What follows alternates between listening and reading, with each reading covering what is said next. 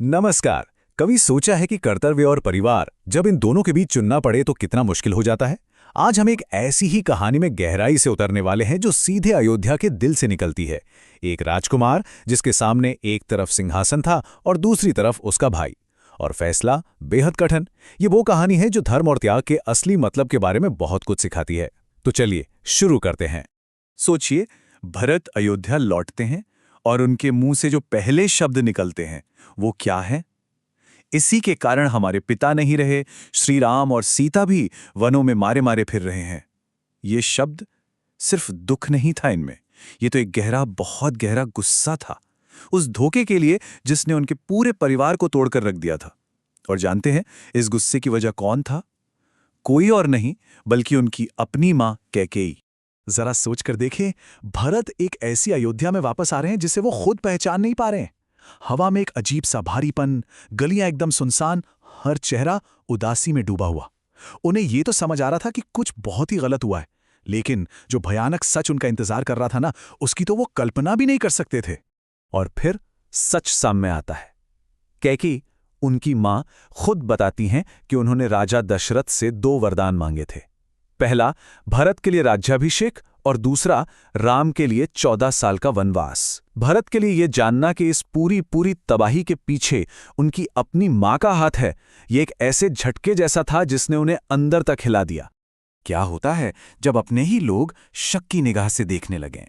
सोचिए जरा, बस यही वो अग्नि परीक्षा थी जिसका सामना अब भरत को करना था। ये बात सिर्फ दुख सहने की नहीं थी, नहीं, ये तो उनके चरित्र पर, उनकी वफादारी पर एक बहुत बड़ा सवालिया निशान था। और तब भरत कहते हैं, श्री राम भैया के वन में जाने से भी ज्यादा दुख मुझे इस बात का हो रहा है कि आज आपको भी अपने भरत पर शक हो गया। ये शब्द उन्होंने कौशल्या जी से कहे थे। सोचिए, राम की अपनी मां जब वो शक करती हैं तो वो शक एक खंजर की तरह दिल में चुभता है, किसी भी सजा से कहीं ज्यादा दर्दनाक।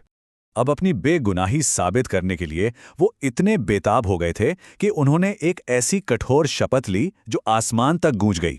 उन्होंने ऐलान कर दिया कि अगर वो इस साजिश में जरा भी शामिल थे तो दुनिया के सारे पाप उनके सिर लग जाएं।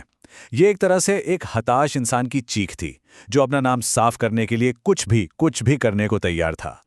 अच्छा, भरत जो कर रहे थे उसे समझने के लिए ना, धर्म का मतलब समझना बहुत जरूरी है। देखिए, धर्म का मतलब सिर्फ पूजा पाठ नहीं होता, इसका मतलब है कर्तव्य, नीतिता, सही रास्ते पर चलना। और भरत का सिंहासन ठुकराने का जो फैसला था वो धर्म के प्रति उनकी गहरी निष्ठा का सबसे बड़ा सबूत है, क्योंकि उन्होंने अपने फायदे से ऊपर न्याय को रखा। तो अपने इस दुख और अपमान के बीच भरत एकदम खोए हुए थे। तभी गुरु वशिष्ठ आते हैं और उन्हें उनके सबसे जरूरी कर्तव्य की याद दिलाते हैं।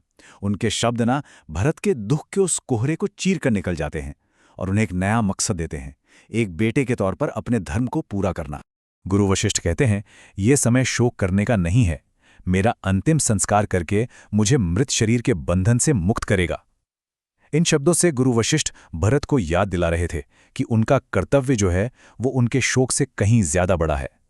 वो कह रहे थे कि अपने पिता का सम्मान करो, उनकी आत्मा को इस सांसारिक बंधन से आजाद करो।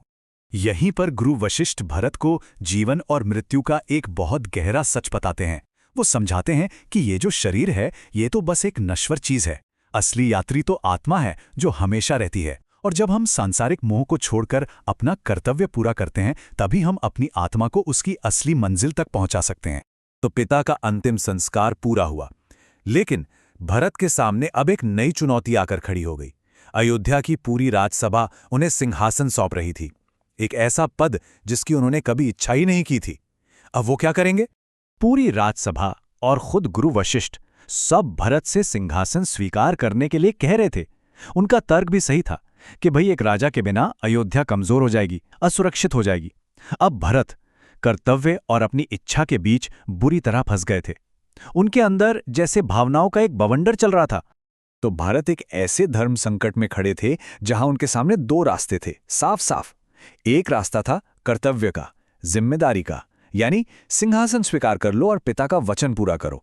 और दूसरा रास्ता था न्याय और धर्म का, यानी अपने भाई के अधिकार का सम्मान करो और वो करो जो सही है। और इसी धर्म संकट के बीच भरत एक ऐसा फैसला लेते हैं जो इतिहास में हमेशा हमेशा के लिए अमर हो जाता है। ये एक ऐसा पल था जहां व्यक्तिगत लाभ पर धर्म की एक शानदार जीत हुई। तो सवाल ये है कि वो कौन सा रास्ता चुनेंगे? पूरी अयोध्या का भविष्य भरत के एक फैसले पर टिका था। क्या वो उस सिंहासन को अपना लेंगे जो अब कानूनी तौर पर उनका था, या फिर वो कोई अलग ही रास्ता चुनेंगे? पूरी सभा ने अपनी सांसें थाम ली थीं। सब इंतजार कर रहे थे। और भरत ने सिंहासन को अस्वीकार कर दिया। उन्होंने साफ साफ कह दिया कि इस राज्य पर अधिकार सिर्फ और सिर्फ राम का है, क्योंकि वो न सिर्फ सबसे बड़े हैं बल्कि सबसे योग्य भी हैं। ये सुनते ही पूरी सभा में जैसे अविश्वास की एक लहर दौड़ गई। सबने अपनी आंखों के सामने ये अभूतपूर्व त्याग देखा।